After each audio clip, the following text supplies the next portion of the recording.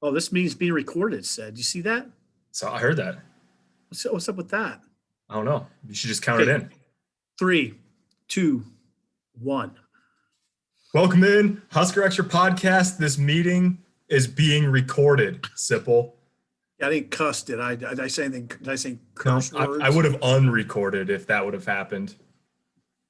That count in, that was for John up in Minnesota, who sent me a very nice email a couple weeks ago about how he regularly listens to our podcast and he gets a kick out of you counting it in every time. So I told him that was just our high-tech production outfit at work. Did you plant that thing that would pop in? I didn't actually know Try that to would happen. waylay me? No, I What? was on a Zoom call the other day and that happened. So I don't know if that's a new feature. Maybe too many people had been getting Julio No. Jones where it was recording and they didn't know it, didn't know they were on live What TV. happened to Julio Jones? Oh, you didn't see that? No. He was, who was it? Now I'm not going to remember the play. It was one of those former NFL players that's on TV, I think on Fox Sports. Who would that be? Like a former wide receiver who's on Fox Sports. I don't know. Brady Quinn's on there, but he's not a wide receiver. He played Um, quarterback. yeah, I don't know who the wide receiver would be. I can't remember who it was. But anyways, he was like, I'm going to get to the bottom of this Julio Jones trade rumor. So he called up Julio on his cell phone and asked Julio if he was going to go to the Cowboys. And Julio said, no, I'm out of here. No, but I'm out of here. I'm out of here. Like, I want out of Atlanta. And the guy didn't tell him he was on live TV until the end of the call. Yeah. So Julio just was like, yeah, I'm out of here. Oh, Yeah. That's Didn't where realize here that he was speaking to a live television audience on Fox Sports. Well, he got kind of ambushed then. Yeah, he sure did. He got ambushed. Was that Reggie? That wouldn't be Reggie Bush, would it? No, it wasn't Reggie Bush. It was some. I'll have to look here. I bet if I Google Julio Jones, it'll come right. Yeah, this is a podcast. It's free flowing. Yeah, we're going to talk about. We'll talk about when we get after Parker looks this up. We'll talk about June recruiting. We'll talk about Nebraska's baseball team and its June ahead. I'm wondering now. The more and more I wonder if it could be kind of an extensive June. Yep. And we'll talk about what else. Well, we might talk about that over/under total that DraftKings put out for Nebraska at 6, which is an interesting number. Shannon Sharp, you might have heard of him. That's who it was. Tight end. Shannon Sharp. Yeah. Shannon Sharp should know better than to do that. Or is that what he was trying to do? I mean, he must have known. Wow. Like, that's dirty pool. Oh, isn't it? I don't. If you call somebody up and I think and so, but then again, I mean, that's what I think. But I mean, that would be bad if you called me up and I didn't know we were taping and I just started talking about like God only knows what, Mm-hmm. You know what I'm talking about? I know what you're talking about. Yeah. Yeah. That would be. Yeah, exactly. Anyway, we know we're recording right now, Parker. We are recording. Yes. That was an interesting way for this to start. Baz will be back next week. He's on vacation this week. Sybil, are you gonna be on vacation next week? No, I don't think so. Oh, okay. All right. So the whole crew will be back next week. We're going to talk some hoops recruiting next week because it's going to be just like it's going to be for Nebraska football. It's going to be a busy recruiting month for Nebraska basketball too. Fred Hoiberg, Matt Abdel-Massey, and the crew, and their newest recruiting coordinator, Shannon Loom, who's taking over that job this summer, newly created job. They got a busy summer ahead. For right now, we're going to stick mostly to football on that front until Baz is back next week. But yeah, simple. It's shaping up to be. Ryan Held during spring ball called it it's going to be a marathon, and it is. I mean, it's June 1 will be the end of a dead period due to the pandemic that lasted 444 days. So that's how long it's been since coaches were allowed to have any in-person contact with players. Nebraska is that we know of so far, confirmed 8 official visitors next weekend, rolling into town just about a week. Whoa, really? 8 officials already, Mm-hmm. that are coming in? Yep. Yeah, I can. Let's see. Hang on. I got a spreadsheet right here. I can run them down for you. While you're looking at that, I'll say one thing about June. and held saying it's going to be a marathon. It'll be a fast marathon. You better be a Kenyan. I mean, you don't want this to be like me or you running a marathon. That would be bad. Nebraska's got to work fast. Yeah. They only got 2 verbal commitments, which is that's not the number you want coming out of June. I'll tell you that. Right. Probably want more like 8 coming out of June. Yeah, it's interesting. I was talking about this on the radio earlier this week, I think on the Recruiting Hour, which is on the radio station 93.7, The Ticket, and theticketfm.com. You may have heard of it, Sipple. Yeah, I've heard of Congratulations on hitting the 5-year mark, by the way, on your show. Wow. Well, thank you for that. I appreciate it. You've been a big help. You've been a big part of that. You were merely in your 40s when the radio show started. Now here you are continuing on. We don't have to do that. But thank you. I could, a compliment has to be followed by some disparagement. But yeah, it's good. The thing that's interesting about what you say about eight commits or something coming out of June, I agree with you.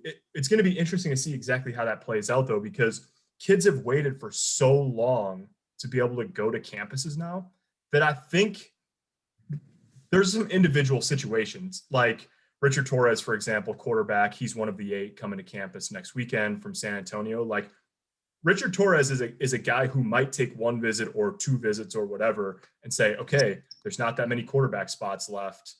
I need to make a decision here quickly. They got a guy like Landon Sampson, wide receiver from Texas, coming to campus, who was just here a month ago.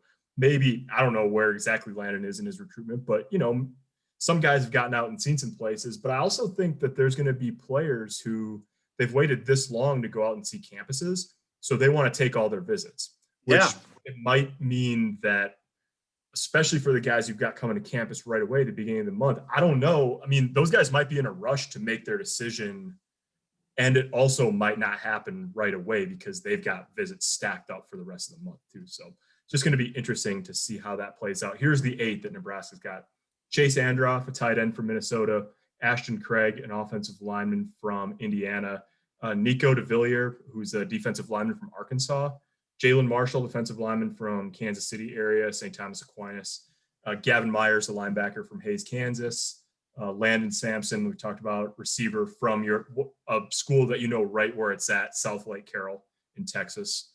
Richard Torres from San Antonio. And Justin Williams, who's a running back from Dallas, Georgia, not Dallas, Texas. Okay.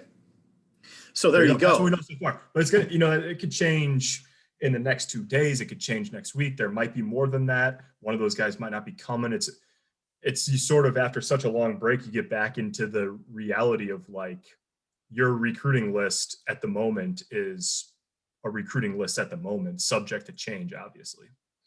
So it's a really interesting time. I hope people understand that. I mean, one of the interesting aspects of it to me is this idea that there'll be players filtering through Memorial Stadium, prospects literally working out for coaches, which is an interesting picture. I mean, in the month of June, if you happened upon Memorial Stadium for any reason, be it a tour or some sort of thing for your corporation, you might look down in a field and see an individual working out for a Nebraska coach or coaches. That's the sort of thing that hasn't happened for a long time now. So that there's going to be a lot of that, it sounds like. And it's never, this is a new rule that the NCAA sort of greenlighted because of the pandemic, where you can work out individually. Of course, we've always had camps where guys could come out and, be evaluated through June. And May has always been the month where college coaches go out on the road and evaluate kids during spring practice and all of that. But it's interesting that kids can come to Lincoln and go through a workout with the coaching staff or go to any college in the country. I literally, not to just tell you all of what my Sunday story is about, but I just finished writing it. And I talked to Vince Genatone, who's sort of he's got one FBS offer. He's out in North Platte and turned some heads with the track time this year. He's a state champion wrestler, good athlete all around. He told me this is his June schedule. The workouts for coaching staffs and unofficial visits. June 6th, Cal. June 11th, Nebraska. June 14th, Boise State, June 19th, Washington State, June 22nd, Wyoming. That's pretty So, exciting. yeah, it is. It's exciting, and it's a lot. It's not just the coaches that are going to be really busy. It's kids too, Yep. and subsequently reporters that cover recruiting. So it's set to be a busy month. Nebraska's got camps, 2 Friday Night Lights camps, June 8th or June 4th and June 18th. They have at least 2, I think 3 or more official visitors for each of the 4 weeks already that we know about. June 19th is a Saturday. They're reviving their big recruiting barbecue event that they had for the first time in 2019. Obviously didn't have one last year because of the pandemic, but yeah, it's a busy month at Memorial Stadium, and it's going to be very interesting to see what happens. I like this. I think it's a good idea for the NCAA to allow these individual workouts, because the more time these coaches get to know kids, the better it is for everybody in the recruiting process. I think the NCAA has to be very mindful of the recruiting process and the ability of these entities to get to know one another. You know where I'm going with that is a transfer portal. If you're going to have a transfer portal in place, I think you have to put things in place that enhance the ability for these relationships to actually grow. You know, Parker, we hear about this relationship thing, that how important it is, but I've had coaches over the last few months say that's so overblown. Like, how much do you really get to know a kid on a few Zoom calls? You know, you hear it all the time, and I think it's something that people like to say. But the more things that are put in place for these people to actually get to know one another, the better. So I think that's a good idea. Yeah, I mean, And it it's was amazing. interesting. And it's really interesting. It's an interesting picture in my head that that think about. There's a certain amount of pressure on a kid in that situation, which is good. This is high level football, but it's a chance to evaluate in person. Yeah, I totally agree. I mean, it's going to be a test of the organization and operational competency of everybody in the country too. Like I saw, no doubt. Did you see Mark Pantoni, who's he's Ryan Day's chief of staff in charge of a lot at Ohio State, and he said they have 51 official visitors coming to Ohio State in the month of June. 51 in the month of June. Yeah, that's. I mean, yeah, that's like incredible. You said, that list could grow. Yeah.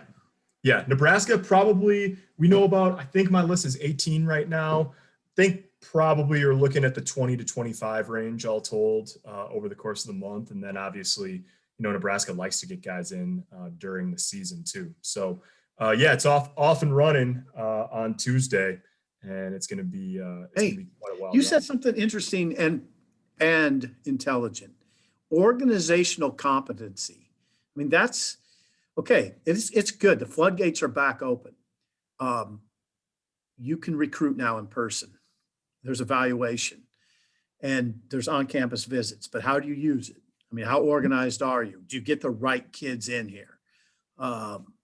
It is. There's a lot of organizational competency becomes paramount at this time. So yeah, and it all comes out in the wash on autumn Saturdays, right? It does. How many times do you think Nebraska's going to win on autumn Saturdays this year, Sipple?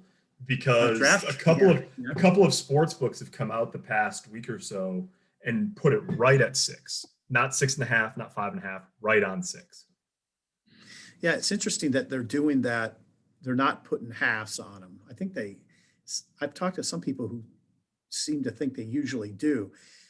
I always look at these things this way. I think you got to go to some extreme, like you're putting your house on the line. That cuts all the bull crap out. Excuse my language. It's all right. It's a holiday weekend. You can drop one shit. That's fine. Now we've got 2. So it takes all of that out. If you're putting your house on the line, then what are you doing?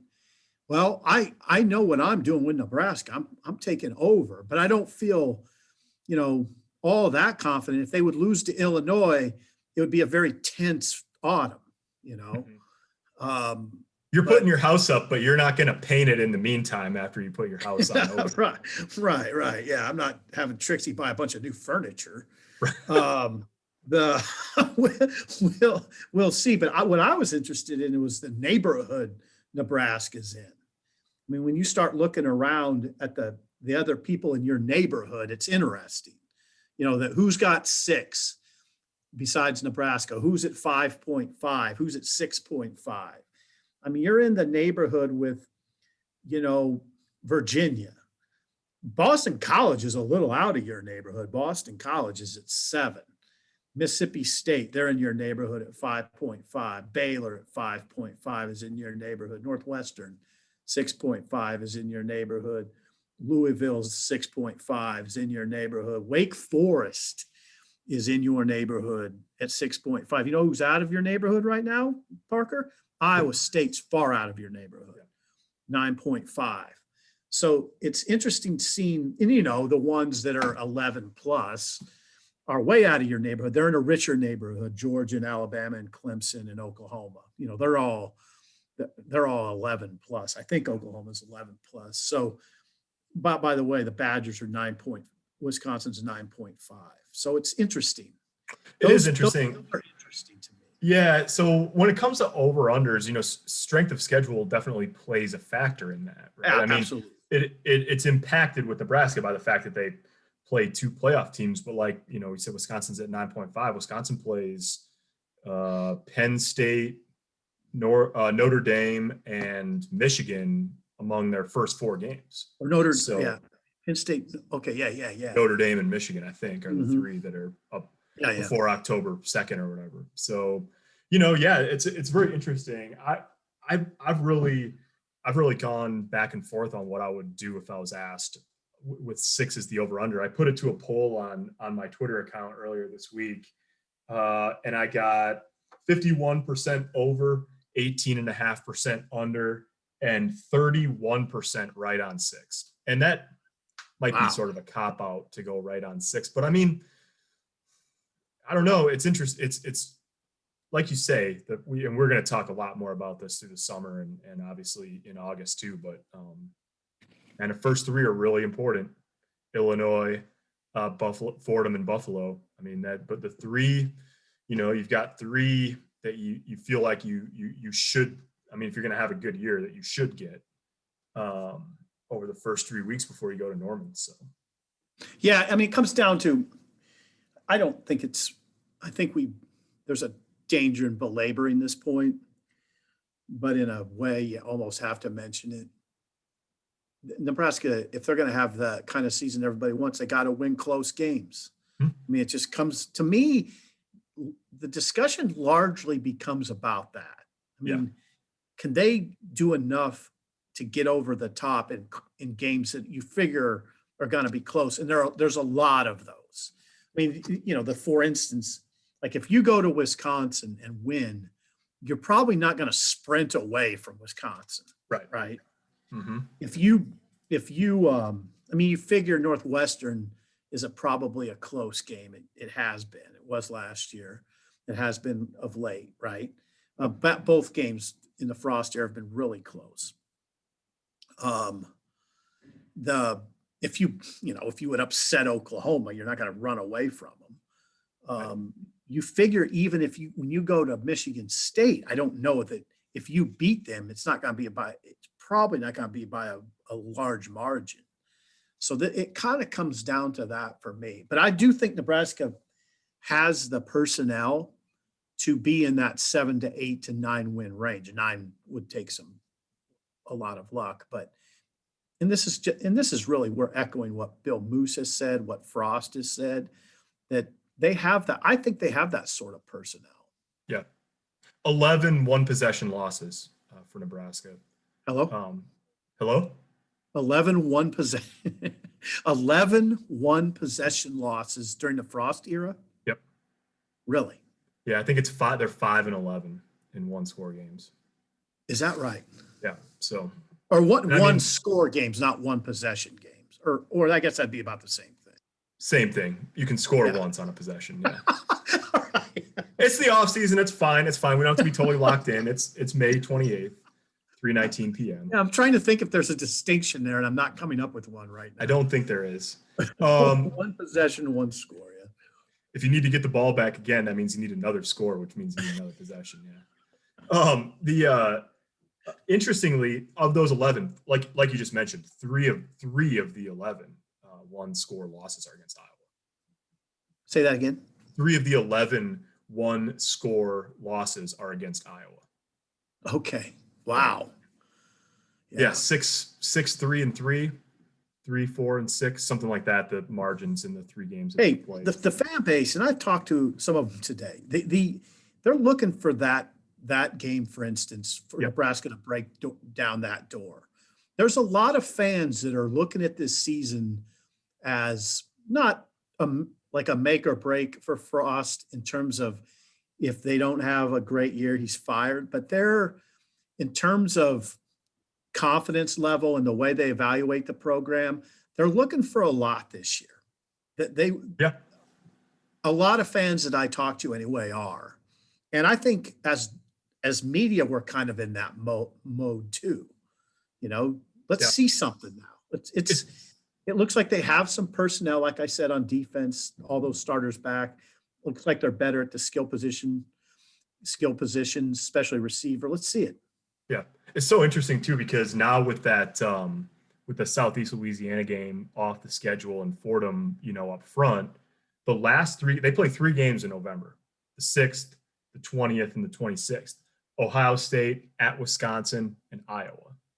So one way or the other, you're going to get through that Purdue game on October 30th. You're 9 games in, and you're either going to be sitting there going, hey, you got a chance to, I know it's 3 teams you've really struggled with down the stretch, Ohio State, Wisconsin, Iowa, but you got a chance to maybe take a run at the division here.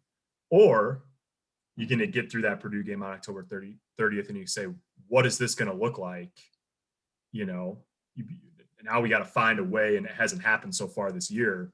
Those are 2. Halloween's going to feel, it's going to either be the one way or it's going to be the other. There's probably not a lot of in between before you hit the home stretch there. We got a long way to go until you get there, though. Yeah, part of this beauty of college football is its unforgiving nature. And if you're scuffling into November, those teams will hit you like a sledgehammer. You better be ready for that. You better be mentally, emotionally, and physically ready for that run. Because if you're not, you'll get waylaid. Yep. We saw it. We saw it in 2007. We saw it in 2017. The team wasn't ready at all. And it got, teams like Minnesota were putting a sledgehammer to them. Yep. Yeah. Okay. So that all, there's plenty more to explore there as the weeks go on. You've been doing some exploring over around campus, haven't you? Are you doing like a daily check-in, weekly check-in? I put some photo. Yeah. I just want to, I don't want to sound too like a haughty journalist, but I'm just trying to document through photos the demolition of Ed Weir Stadium and then the startup of this 155 million student training athletic facility. And it's sort of interesting for an older dude like me that's, grew accustomed to Ed Weir Stadium in my life. I'd go over there and run. And now it's if you go over there today, Parker, I bet you'd see it getting pretty much torn apart. Those photos I put on Twitter last night were actually from Sunday. I was having some kind of phone issue where I couldn't put my photos to Twitter. The dam broke last night, I noticed, and I could do it again. So I put those up. I'll head over there this weekend to see what else is going on. Nice. I like that you're documenting through photos the demolition of Ed Weir Stadium. It's sort of interesting to me.